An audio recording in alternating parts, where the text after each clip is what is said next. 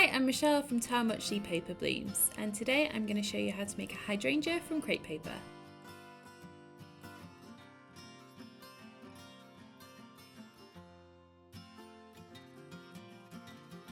So in this tutorial I'll be teaching you how to make this paper hydrangea. So obviously with the colours of the petals here, they're not a solid blue like flat paper. There's a lot of variety in the colouring, and that's because I've used a technique that I've already done a tutorial for, and that's using alcohol inks. So I'll link the tutorial for you both above and below, and that will show you how to dye your paper. And then you should end up with something like this, which you can then use to make your hydrangea.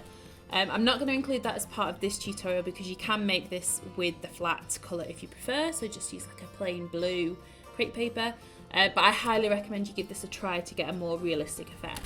And as you can see, it does make a huge difference to making that natural looking hydrangea. Hydrangeas do have a lot of colour and variety in their petals, so I really do think you should give this a try because I think it makes a huge difference to the finished flower. But as I say, I already have a tutorial for that, so there's no point me going over the same steps twice. So if you haven't already watched that, go and watch that now, and then come back and finish watching the rest of the tutorial here. So this tutorial is a great one because hydrangea stems make such an impact. You can either do them as a bouquet of just hydrangeas, and that looks amazing. And obviously, given the size of this, it makes a huge impact in a bouquet. Or it actually works great as a single stem. So you can see here, just in a bud vase, that just looks great just on its own. So actually, you don't need to have a lot of hydrangeas to make such an impact with this one. Now, yes, it is a lot of petals, but that in theory means you only have to make one stem rather than 4 or 5. There are 100 petals on this stem alone, and if you want you can make this bigger. You don't have to just do the stems that I've done. I kept it at 100 just to make it manageable because that is a lot of petals obviously, and that gives you something about this size, which is about the size of my hand. So you can actually go bigger if you want. Some hydrangeas in nature are massive. You could double the size if you wanted to, but obviously that's a lot more work and you don't need to. So to get started, I would suggest you do this size, and then you can always just add in more on your second or third attempt. So see how you go, and if you think that you need more for a statement flower, then definitely add in more. I wouldn't go any less than 100 petals because I think a hydrangea is stereotypically this nice round ball shape, and you wouldn't get that effect if you had less petals. So the other thing I would say about this flower is be prepared to do it in small stages. This isn't the sort of flower that you can just do in one go in an hour or two and it will turn out perfectly. You do need time between each of the steps for the glue to dry. So the total time that you'll spend on making the flower is actually not that much. It won't take that long. It's just allowing that time in between each of the stages for the glue to dry. So each step might only take you 10 or 15 minutes, but then you need to leave, say, 2 hours for the glue to dry, depending on how warm it is and things like that. So either plan that in and just do a little bit each day, or you can work on other flowers at the same time, or if you wanted to do, say, a bunch of hydrangeas, then you can do one, let that dry, work on the next, let that dry, etc.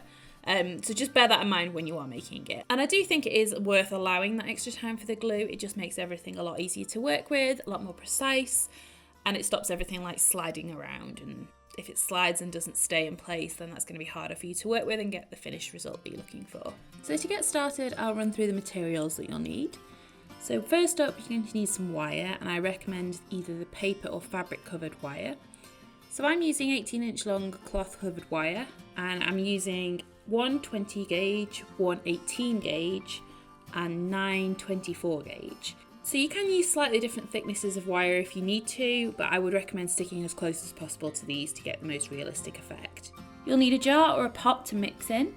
You'll need some crepe paper for your petals, and I recommend the German heavyweight crepe paper. I'm showing the white here, but I actually dyed mine using alcohol inks, which is in the video I mentioned before. So either use the materials to dye your crepe paper or choose an existing crepe paper colour that you'll want to use if you're not going to dye them. So I would suggest a pale blue in that case. And then you'll also want a dark green for the leaves and the stem. If you are dyeing your paper, then you'll want some isopropyl alcohol. You'll need pliers to cut your wire with, as well as some sharp pointed scissors, some floral tape in the same colour green as your crepe paper, some tacky glue, ideally decanted into a small pot, a paintbrush and some alcohol inks, and I recommend that you get 2 or 3 colours. The Tim Holtz range at Ranger in Cool Perry and Stonewashed are great options. And then you want some small cocktail sticks. You ideally want something you can stand your wires in, so actually this cocktail stick pot works really well for that. I also recommend that you add a layer of Mod Podge to your leaves. It adds a layer of shine to your leaves and makes them look a lot more realistic. So if you do want to do that option, then you'll need some matte finish Mod Podge and a smaller paintbrush as well. You'll also need a template to cut your petals and leaves from, and I have one available for you on my website at tarmuchleypaperblooms.com. I'll also pop a direct link to that in the description box for you below. I also have a video which shows you how to use the templates, so I'll also pop a link to that as well so you can see them both. So that just quickly runs through how to download your template and also how to use it. A few little tips and techniques as well, so it's quite a useful one to watch before you get started. So the first thing that you need to do is trim down your wires. So we're going to start with the 24 gauge wires and trim those roughly into thirds.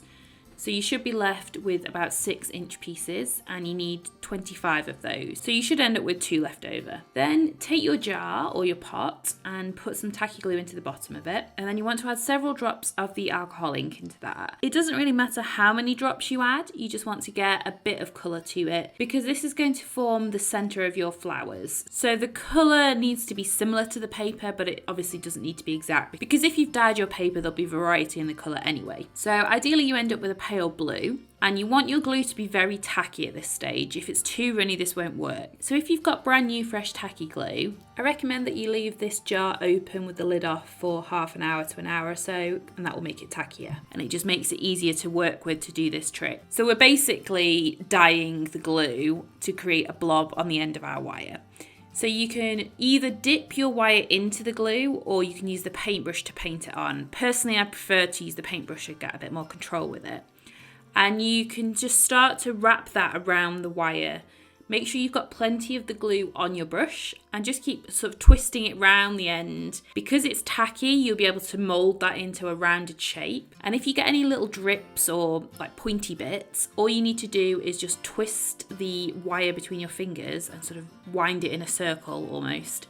If you think of the technique people use for glass blowing, it's the same kind of thing. So obviously just twisting it round and round and round, and it should form a nice kind of blob on the end of your wire. You can also leave that to dry slightly and then go back and adjust it if you need to, or add more to it if you want a bigger blob on the end. Sometimes if your glue is a bit too runny, then you don't get enough coverage, so you might just want to add a second layer to that. And then you need to stand that upright so that you're not getting a flat edge when it's drying. So this is what I use the little cocktail pot for because it works perfectly to stand all of your wires in. So you need to do this for all 25 stems using the 24 gauge wire. This is one of the stages that takes a long time to dry. So this process won't take long, but leaving it to dry, you want to make sure it's completely dry before you work with it. So I suggest you leave this for several hours, if not overnight. While that's drying though, you can get started on your petals. So you need to take your crepe paper, whether that's the flat colour or the dyed, it doesn't make any difference at this stage. You want to stretch that most of the way out, so there's still a tiny bit of stretch left in it, but not much. So there are 2 petal types included in the template, and I've indicated that you need to do 50 of each. It doesn't matter too much if you want to do 30 of one, 70 of the other, as long as you have 100 in total. It's more so that you want a little bit of variety, so that's why there's 2 different ones. They're very similar, they're just slightly different shapes and sizes, and that just helps to create a more natural look. So you can either cut these out individually, but obviously with 100 petals that might take a long time. So I do recommend that you fold over your paper and cut several at a time. I'm doing 4 at a time here. Now I do have very sharp scissors for doing that, so I do recommend that you either sharpen your scissors before you start, or if you're trying to cut several layers and you notice like torn edges, that just means that your scissors are not sharp enough. So either sharpen them or cut less layers. You could do maybe 2 or 3 layers. The other option is you can use a cutting machine for something like this. Particularly when you've got a lot of small petals to cut, then a cutting machine can be a good option. I'm going to go into a little bit more detail about that at the end of the video. So if you are interested in using a cutting machine, then just make sure you watch that first. Or of course you can cut these all by hand, whichever you prefer. So once you've cut out 100 petals, you then want to start to curl them. So you can either do the first batch of 25 petals now and then come back to them whilst you're waiting for the glue to dry, or you can do all 100 right now depending on how much time you have. So to shape the petals, you want to stretch them out between your thumbs and your 2 index fingers. So I'll zoom in on this so you can see what I mean. You basically want to curve both of the edges. So you push your thumbs in and pull out at the sides. And then you can also turn it over and smooth the petal to get a nice curved cup shape to each petal. It doesn't need to be that much of a curve on the petals, it's more of a gentle shape that we want. But this shape of petal should easily curve in the right direction, so it's quite an easy one to shape as well.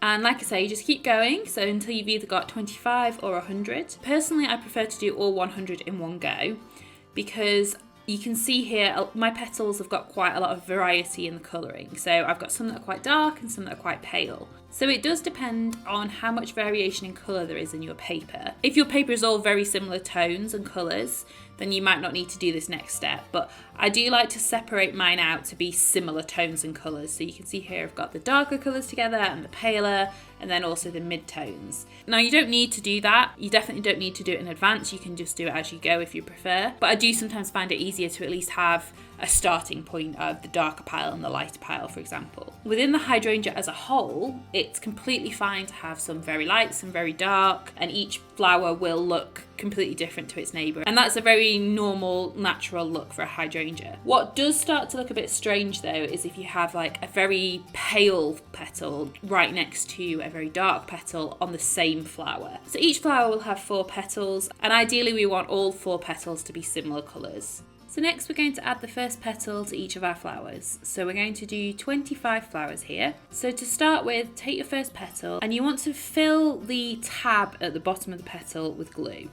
So this tab is basically just to hold it in place, so we're not going to see this when it's complete. So I like to work in small batches when I do this, especially when you've got a lot of petals, because if you're constantly picking up the glue, putting it down again, that all takes time. So it's just a bit quicker if you do sort of 5 or 10 at a time.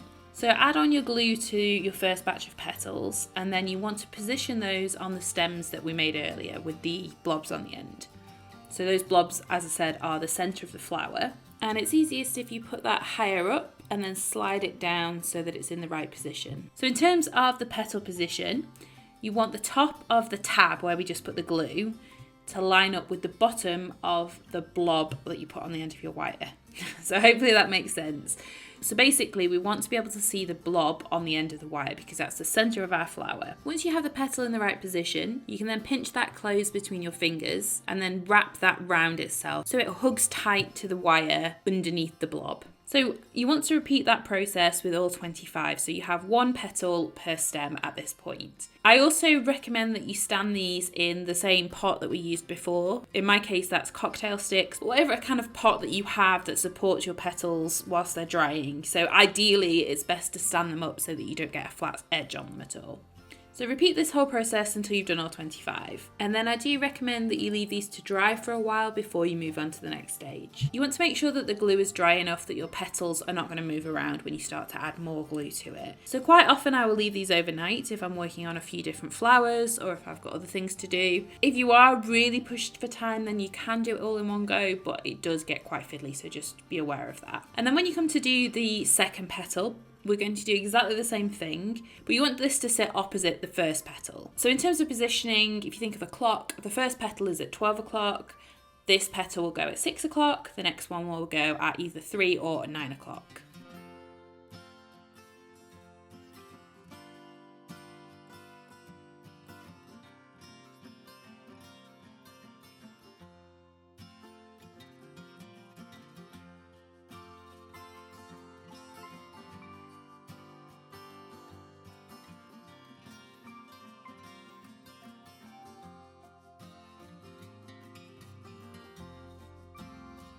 And then for the third and fourth petals, we're going to do exactly the same thing.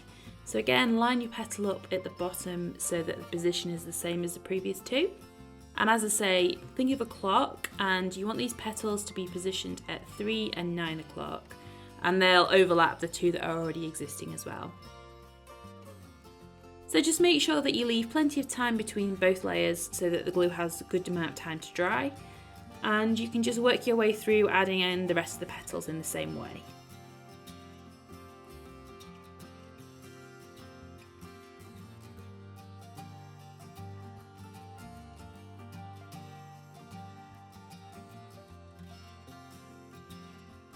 Another thing to add here is to make sure that you pinch the bottom of the petal so that it's nice and tight at the base of the flower.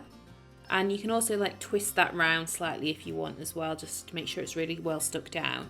We are going to cover that in one of the later stages, so you won't see it, but you want it to be as tight to the stem as possible so that it holds everything together and nothing moves around.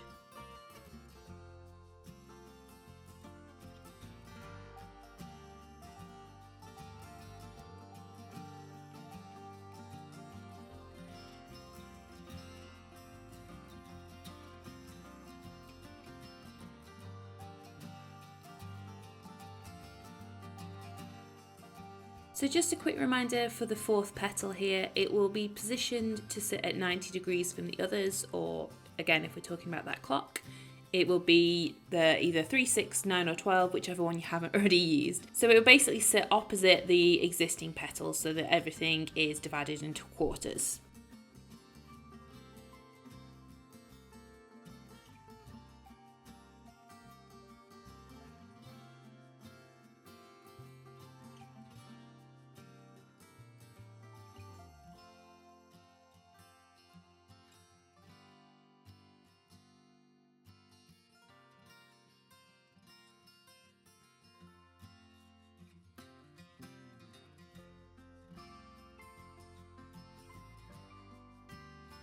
So once you've completed all 25 stems with 4 petals on each, we're going to wrap those with the floral tape. So I suggest that you start with a small piece of floral tape, and personally I always like to put some glue on the end of that. Now technically you don't need the glue, floral tape should be sticky enough on its own, but I have found in the past that it can come unravelled over time. So personally I just like to put that extra bit of glue on just to make it more durable and long lasting. So I just put a little bit of glue usually on either end, and if it's a longer piece then sometimes in the middle as well. So you want to wrap your floral tape really tight to the underside of the flower so it will cover up all of the tabs that we put the glue on before. So just line that up with the underside, wrap it around once or twice, and you can also wrap it slightly lower and then push it up so that it sits on the underside if that's easier. So once you've done that, wrap it tightly around the stem between your fingers. You can either move the tape around or you can twist the stem between your fingers so that it wraps it nice and tight. So pull the tape tight as you're doing this, and then again put that blob of glue on the bottom.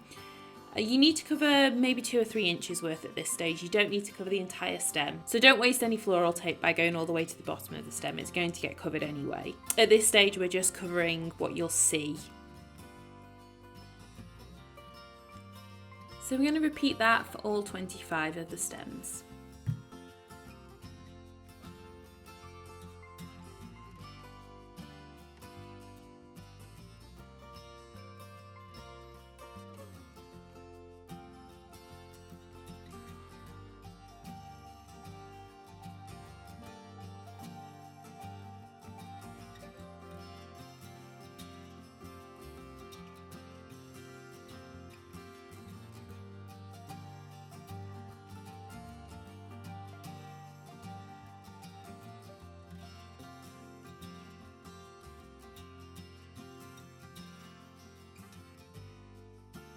So for the next step, we're going to create bunches of 5 flowers. So to start with, we want to put a slight bend on each of the stems. So don't worry too much about the exact positions because we can adjust these later anyway. You just want to leave enough space so that they're not all crowded together basically. So I like to bend the stem from about 2 inches from the base of the flower. And like I say, just a gentle bend will work fine, it's just so that they're not all squished in at the top.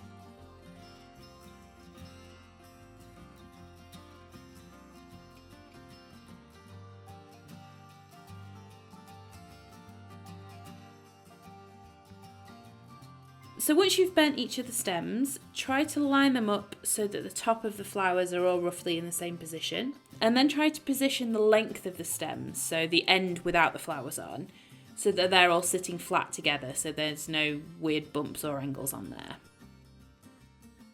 So next we're going to join all the stems together, and we're going to add quite a generous blob of glue at the area where they start to bend. And then position your floral tape at the start of the glue so that the stems will start to bend at the top of the tape. So the stem will cover the straight piece basically. And then you want to wrap that really nice and tightly all the way down. You might want to add a few blobs of glue as you go just to make sure it's all really well stuck.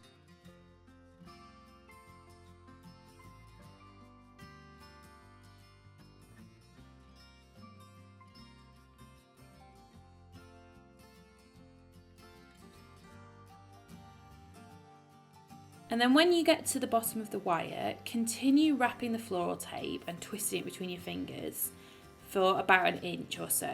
And that's going to create this kind of tail almost, which is just floral tape, there's no wire in there.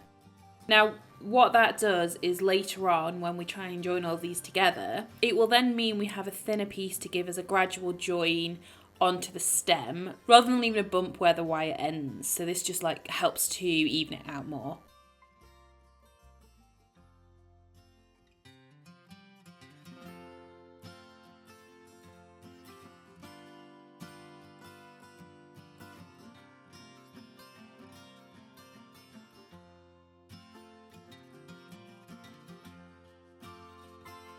We'll then repeat this with all of the flowers so that you're left with 5 bunches of 5 flowers each.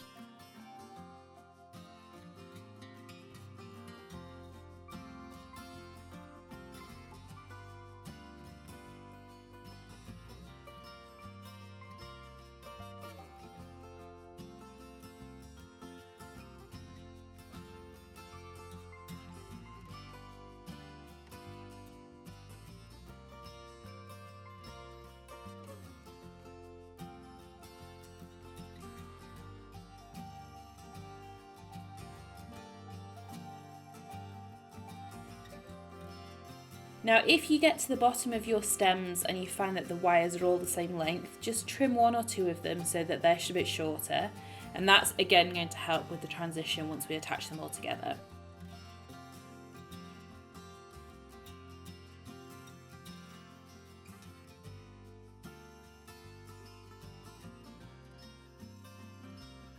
Once that's done, we're then going to join them to the main stem. So if you have a particular vase in mind and you know how long you want your stems to be, this is the perfect time to figure that out right now and the exact height that you want. If you're not sure, then you can do the same as I'm doing here. So I'm trimming down a 18-inch wire to be around about 9 or 10 inches long, because obviously I'm going to then add more on the top of that, so it'll give it more height anyway. So to attach the main stem, you need to take your first bunch and overlap that with the actual stem itself by a couple of inches. It might feel a little bit flimsy at first, but don't worry, because that will become more sturdy the more that we work with it. So just make sure you have that overlap of a couple of inches and it should be fine.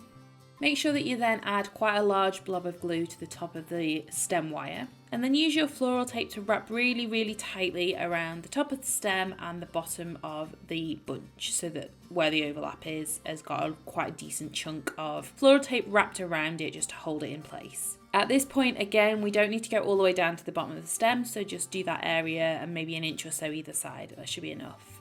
Once that's done, we're going to then position the rest of our stems. And this is where it all comes together very quickly. So what I'm showing you in the video here is me doing it all in one step. So I'm holding all of the bunches and the stem together, and then I'm going to wrap it with floral tape. If you find this too fiddly, you can do it one at a time and just wrap floral tape between each layer. The only thing with that is your stem might get a bit thicker and you'll use a lot of unnecessary floral tape. So if you can do it in one go, then I do recommend you do that, but it's not the end of the world if you can't. So we'll just go with whatever you find the easiest. So we want to position the flowers so that they're all at the same height at the top. So that's like your guide for the height. So then we'll use the stem wire. So the first one where we attach the bunch to the stem, that's going to be our center one. And then you'll be left with 4 more bunches, which you can just position basically the same thing as we did before with the clock. If you think of the center one as being the center of the clock dial and then the other 4 being 12, 3, 6 and 9.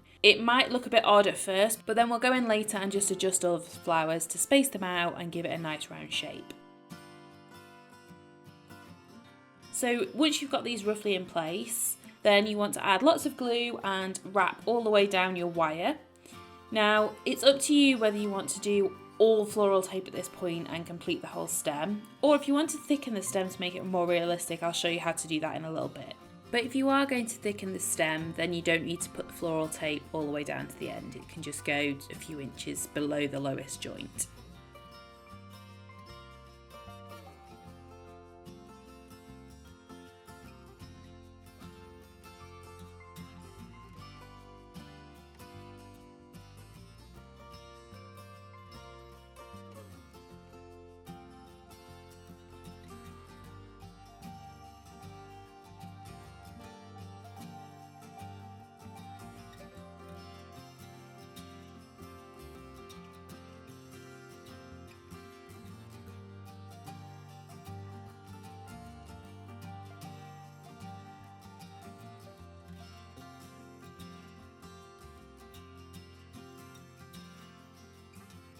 So once you have them all together, this is a good time to just reposition those flowers and get them looking about right. Obviously, because it's wire, you can change it any time, so don't worry too much, but it's a good idea to get it roughly in the right place right now.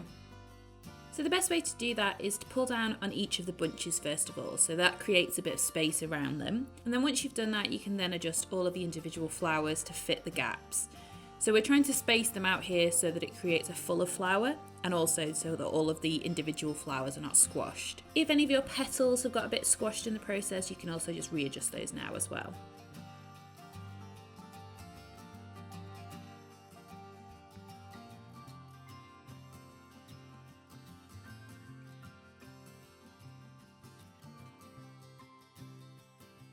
So next we're going to move on to making our leaves, and to do that we're going to stretch out the crepe paper as far as you possibly can. We want to make sure there's almost no stretch left in the paper here, and that's because we want a nice solid shape that's not going to move around as we work with it.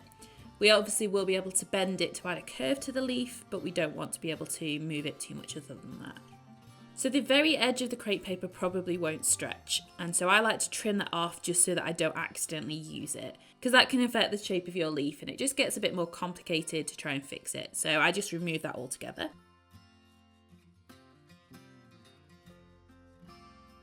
You'll see here as well, I'm also working with folded crepe paper just so that I can minimise the amount of cutting I have to do. So you can do that and cut several layers at a time if you prefer, or you can do them individually. So you take your leaf templates and you need to cut these out, and it's really important that you follow the lines on the template. So you'll see that each template has 3 little lines, and that's indicating the line of the grain in the paper. So the grain in crepe paper runs top to bottom, and you obviously want to make sure that that is angled to match your template here. That's going to create that nice V shape in the leaf and make it look a lot more realistic. So you need to cut out 4 leaves. So to do that, we're going to need 4 of each template. So you'll have 2 halves to each leaf, and we're going to have 2 small leaves and 2 big leaves.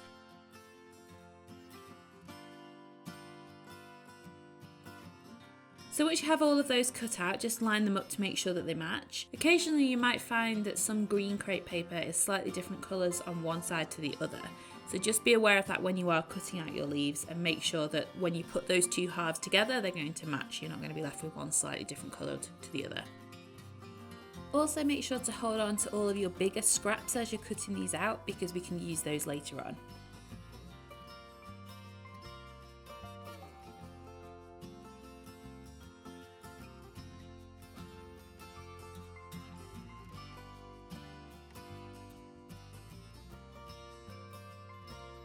So then we'll add a thin layer of tacky glue right along the edge of one half of the leaf. So to do this, you really need to use a cocktail stick or some kind of precise implement to apply your glue.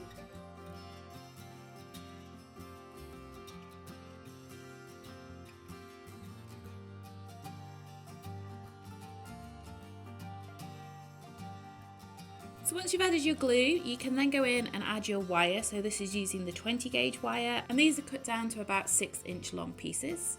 Make sure that you leave a gap of about 1/4 inch from the top of the wire to the top of the paper. So I like to give these a few minutes just to dry as I'm working. So I'll do one and then move on and do the other 3 first. So at this stage, you're just literally placing the wire right on the edge of the leaf in the glue.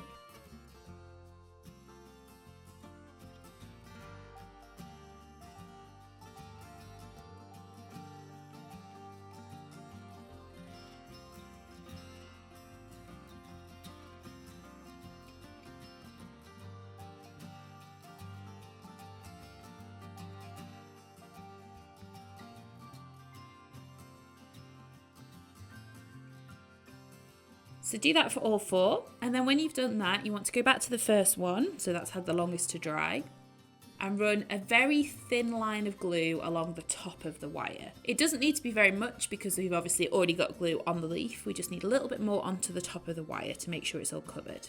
And then you want to wrap the straight edge of the leaf around the wire. So you want the crepe paper to just cover the wire. You don't want it to go much further than that, but you also don't want to see the wire when it's done. So cover it so it goes just past it. And the easiest way to do that is actually to push it down with your thumbnail, so you can get a bit more precise that way.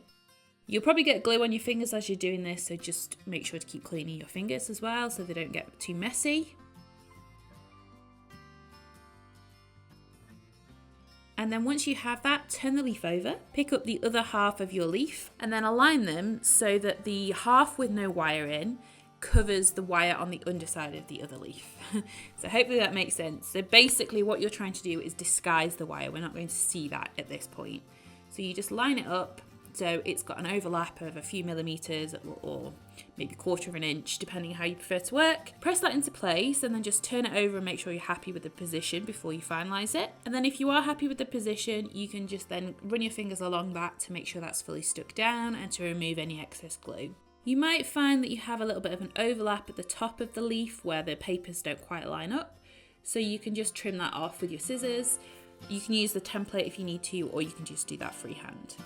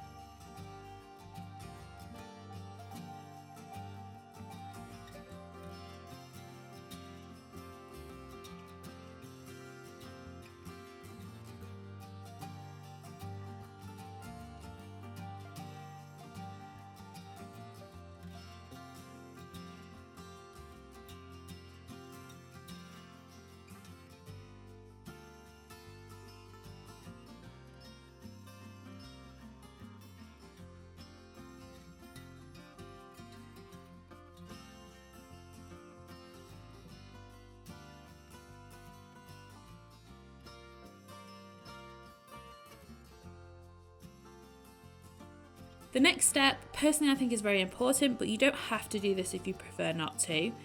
But I do suggest that you try some Mod Podge for these leaves because it gives a nice shiny finish to the leaf and they look so much more realistic.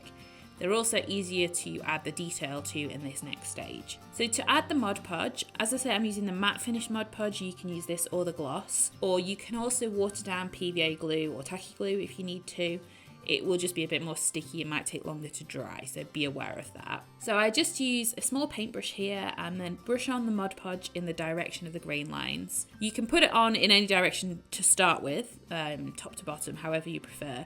But then when you come back into it, just work that in the direction of the grain lines so that it goes into all of the grooves. Make sure that you're getting right to the edge of the leaf as well, because that's going to give it more protection and make sure it's more durable. It's also worth just turning the leaf over and just brushing out any blobs of Mod Podge that have accumulated here so that as it dries flat. So you can do this both sides at a time, but I recommend if you have the time that you do one side and let it dry and then come back and do the other. It just makes it so much easier to work with. It gets very floppy and the paper gets very heavy and wet if you do both sides at the same time. So if you have the time, I do suggest you do one side first and come back.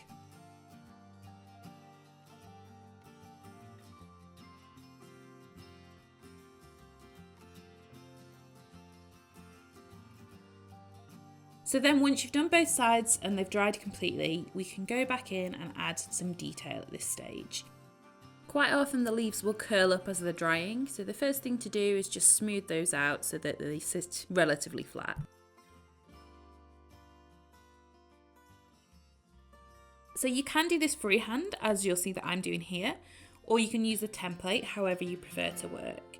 We are adding quite a lot of very small, tiny details here, so it might be a bit tricky to use the template. So you can use that as a guide of roughly where these little notches need to go, but don't worry too much if it's not exactly the same. Your leaves will look more natural if they're all slightly different anyway. So to add the notches, and this principle I think is the same for any leaves, make sure that the leaf is pointing away from you. So the stem of the leaf is away from you and the pointy end of the leaf is pointing towards you. So what that means is, because we're using these scissors with the fine tips that cut right to the point, you only need to add small details.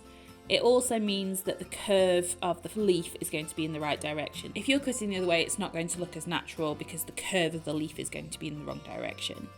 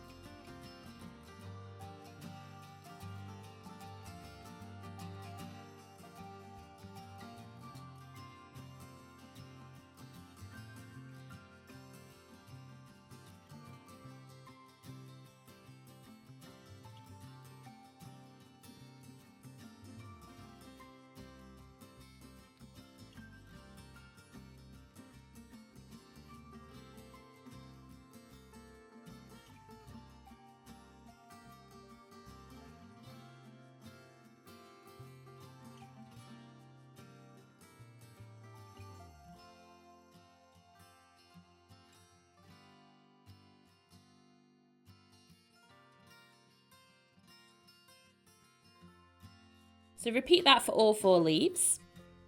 And then once you have all 4 leaves done, you can then add some more of the floral tape to the stems. So add some glue at the top, make sure you push that right up to the bottom of the crepe paper so that there's no wire visible, and then wrap this length of the stem with the floral tape and finish with some glue at the bottom. So it depends how long you left your stems to be, whether or not you need to wrap the whole of the wire or just part way down. We're only going to see about 1 inch to maybe 2 inches of this wire visible when we're done. So if you've got a very long wire, then you don't need to worry about wrapping the whole thing. You can stop after a couple of inches.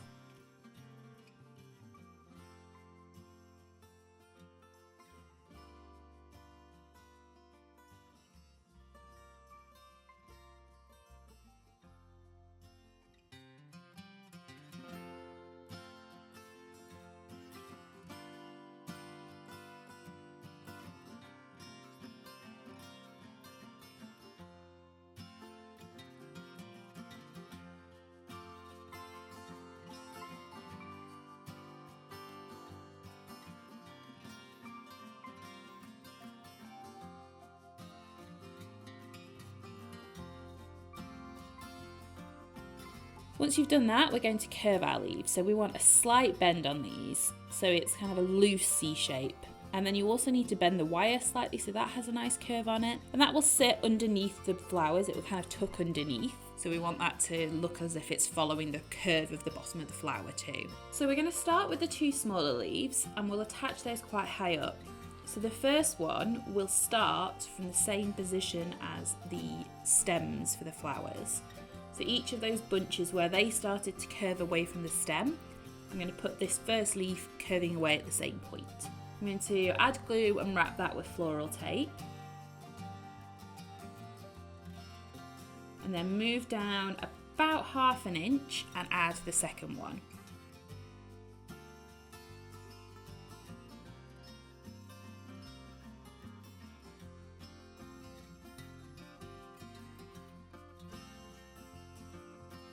Can get a bit fiddly at this stage, so don't worry too much about the position of the leaf. Just get it the right height on the stem and then you can adjust it afterwards.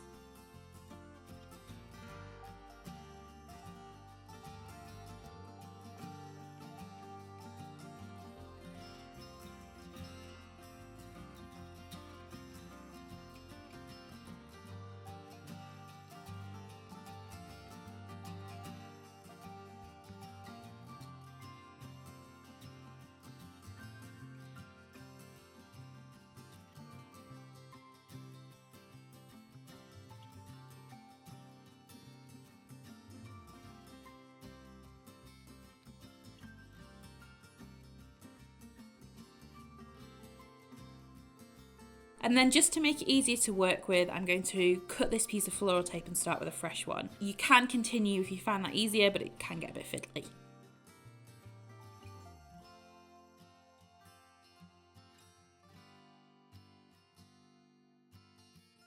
So the third leaf will be positioned about 1 inch below the second one.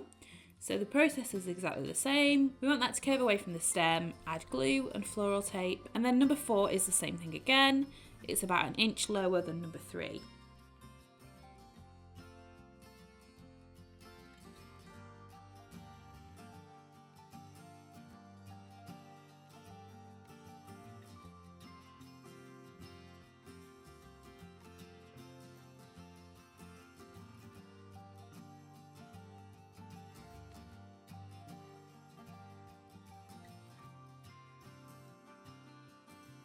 So you'll see here I've attached my leaves, and the stem here where I'm pointing is a lot thicker than the wire at the bottom of the stem. So this is the step that I mentioned earlier that you can do with floral tape if you prefer, but that's a lot of waste. So personally, I prefer to use scraps to make this thicker. So I have a whole video showing you how to use up your scrap paper, and this is one of the techniques that I show you in that video as well, so I will link that above and below for you. But basically, you just want to add strips of scrap paper covered in glue to wrap your stem. So you can do this with strips of the finished colour. So here I'm using the green, which is going to be the finished colour of my stem. You can also use any colour that you have scraps left over in. So if you've got a bright orange that you don't think you'll ever use, this is a good way to use it up without using your favourite colours. So if this green is one you use a lot, perhaps you don't want to waste it too much and use other colours just to bulk out the stem.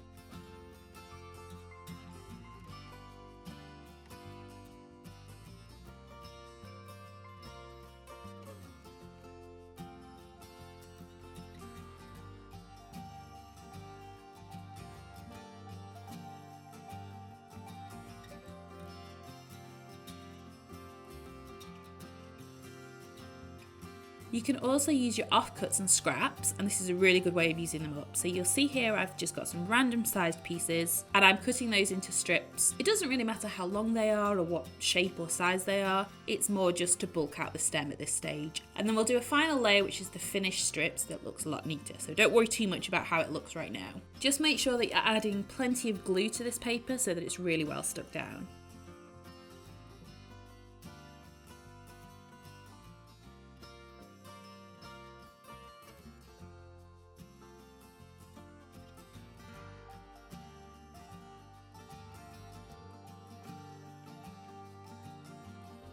So keep wrapping the stem until it's the same thickness as the top area, and then once you've done that, you can just do one final layer in the strip so that it's neater. You can then wrap the top of the stem where the floral tape is as well if you want to. It depends how much of a match your green crepe paper is to the floral tape. So if you prefer, you could then cover this in one final layer of floral tape so that it's all the same colour. So there we go, there's your finished hydrangea. So if you have any questions, do drop a comment below this video and I'll do my best to help you out. You can also contact me through Instagram, it's _paperblooms. I also love to see your finished paper blooms and share them with the paper flower community. So if you're happy to share those, then please do tag me on Instagram or email them to me, blooms@talmuchly.com. So I also have another video coming very soon which will link with this one, and that's going to be how to cut your petals for something like a hydrangea using a Cricut maker. I don't necessarily recommend that you cut all your petals this way. So using a cutting machine will give you fantastic results for your finished petals. The problem is you can usually only get 5 or 6 to one page, so there's a lot of waste generally, and also it's the time that it takes. So typically you can cut those 5 petals a lot quicker by hand than you can by machine.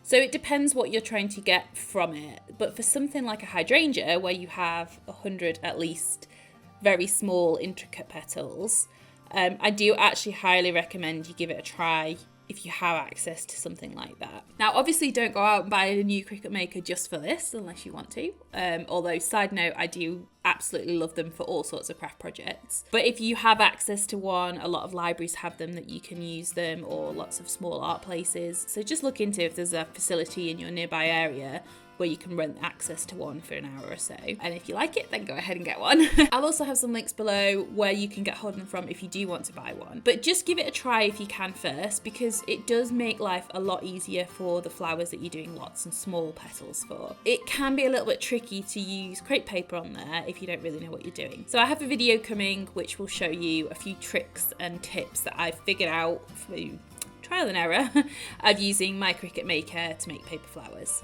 So do keep an eye out for that. In the meantime, you can give this a try by hand, but if you are struggling, then just bear that in mind. The other time that I would recommend you use a cutting machine like the Cricut maker is if you have any kind of mobility issues in your hands. Cutting paper petals can really hurt your hands if you're doing it for any length of time. If you're just doing one flower at a time, it's totally fine and usually you don't have any issues. But I have had issues myself where when you're doing it day in, day out, it can get quite painful.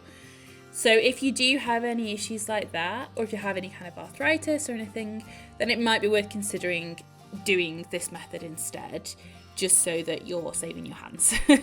So yes, it might be slower, but actually it's worth it. So do bear that in mind depending on your personal circumstances. Obviously I'm mentioning Cricut quite a lot there. I'm not being paid by Cricut to say that. It's just that is the one I have. That's the one I have the knowledge of using. I've never used another cutting machine other than the Cricut. I've used the Cricut Explore and the Cricut Maker. It is the maker that you need to do crepe paper. So that is the one I'm going to talk about, that's the one I'm going to show. But obviously there are other cutting machines out there on the market. I just can't really vouch for them because I've never used them. So do make sure that you're subscribed to my channel so you get a notification when that next video goes live. And also if you're interested in any other paper flower tutorials, if there's any specific flowers that you're looking for, then please let me know in the comments below so that I can look into making new tutorials for those as well over the coming months. So until next time, happy flower making.